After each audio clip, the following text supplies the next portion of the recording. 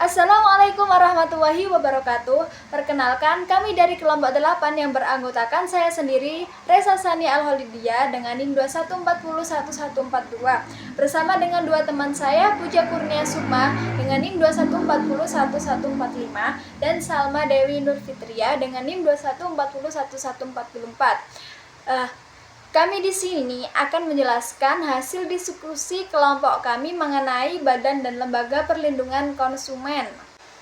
Masuk pembahasan pertama, yaitu Badan Perlindungan Konsumen. Yang pertama yaitu susunan organisasi perlindungan konsumen.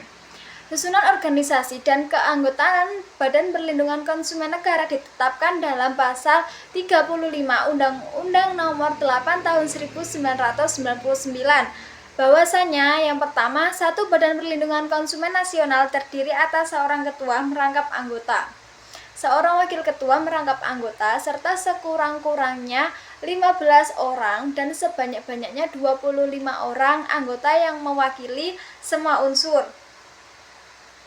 Yang kedua, anggota Badan Perlindungan Konsumen Nasional diangkat dan diberhentikan oleh Presiden atas usul Menteri setelah dikonsultasikan kepada Dewan Perwakilan Rakyat Republik Indonesia.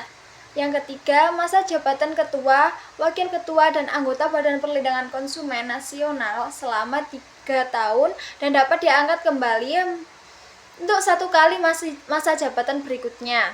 Keempat, ketua dan wakil ketua Badan Perlindungan Konsumen Nasional dipilih oleh anggota. Selanjutnya, fungsi dan tugas Badan Perlindungan Konsumen Nasional. Untuk fungsi Badan Perlindungan Konsumen Nasional adalah memberikan saran dan pertimbangan kepada pemerintah dalam upaya mengembangkan perlindungan konsumen di Indonesia. Untuk menjalankan fungsi tersebut, badan ini mempunyai tugas yang sudah ditetapkan dalam Pasal 33 dan 34 Undang-Undang Nomor 8 Tahun 1999 tentang perlindungan konsumen, yaitu sebagai berikut. Yang pertama, 1. Memberikan saran dan rekomendasi kepada pemerintah dalam rangka penyusunan kebijaksanaan di bidang perlindungan konsumen. Yang kedua, melakukan penelitian dan pengajian terhadap peraturan perundang-undangan yang berlaku di bidang perlindungan konsumen. Yang ketiga, melakukan penelitian terhadap barang atau jasa yang menyangkut keselamatan konsumen. Keempat, mendorong berkembangnya dan lembaga perlindungan konsumen swadaya masyarakat. Baik, untuk materi yang selanjutnya adalah mengenai Lembaga Perlindungan Konsumen.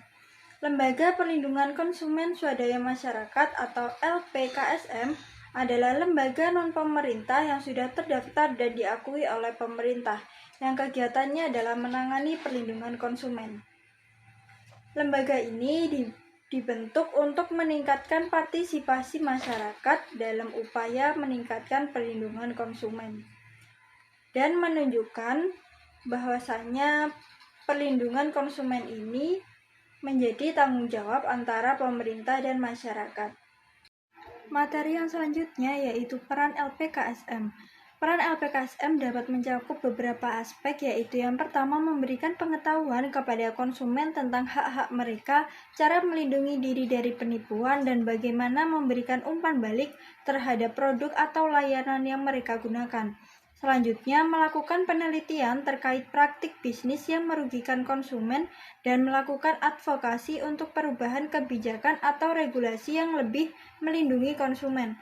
Yang ketiga, membantu konsumen dalam menangani keluhan mereka terhadap produk atau layanan dengan memberikan bantuan hukum atau nasihat terkait hak-hak konsumen. Yang terakhir, melakukan pemantauan terhadap pasar untuk mengidentifikasi produk atau layanan yang tidak sesuai dengan standar atau yang dapat merugikan konsumen. Materi yang selanjutnya adalah tugas Lembaga Perlindungan Konsumen Swadaya Masyarakat atau LPKSM.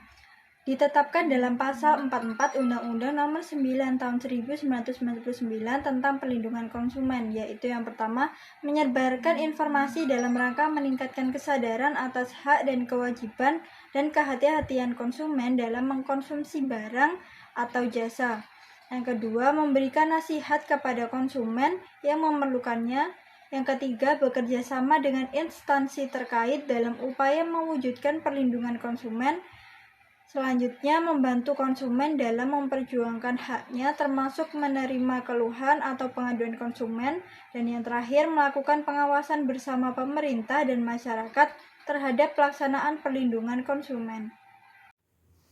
Untuk materi yang terakhir yaitu Badan Penyelesaian Sengketa Konsumen. Untuk poin yang pertama yaitu tentang susunan organisasi. Badan Penyelesaian Sengketa Konsumen atau BSK adalah badan yang bertugas menangani dan menyelesaikan sengketa antara pelaku usaha dan konsumen. BPSK merupakan suatu lembaga khusus yang dibentuk dan diatur dalam Undang-Undang Perlindungan Konsumen, di mana tugas utamanya adalah menyelesaikan sengketa atau perselisihan antara konsumen dan pelaku usaha. Dasar hukum pembentukan BPSK tidak terlepas dari Pasal 49 Ayat 1 UU PK dan Peraturan Menperindang nomor 6 MDAG /2/2017. Untuk poin yang kedua yaitu tugas dan wewenang Badan Penyelesaian Sengketa Konsumen. Berikut beberapa tugas dan wewenang Badan Penyelesaian Sengketa Konsumen, diantaranya melaksanakan penanganan dan penyelesaian sengketa konsumen dengan cara melalui mediasi atau arbitrase atau konsolidasi. Lalu memberikan konsultasi pelindungan konsumen, melakukan pengawasan terhadap pencantuman klausal baku, melaporkan kepada penyidik umum apabila terjadi pelanggaran ketentuan dalam undang-undang ini, menerima pengaduan baik tertulis maupun tidak tertulis dari konsumen tentang terjadinya pelanggaran terhadap perlindungan konsumen. Sekian presentasi dari kelompok 8. Terima kasih. Wassalamualaikum warahmatullahi wabarakatuh.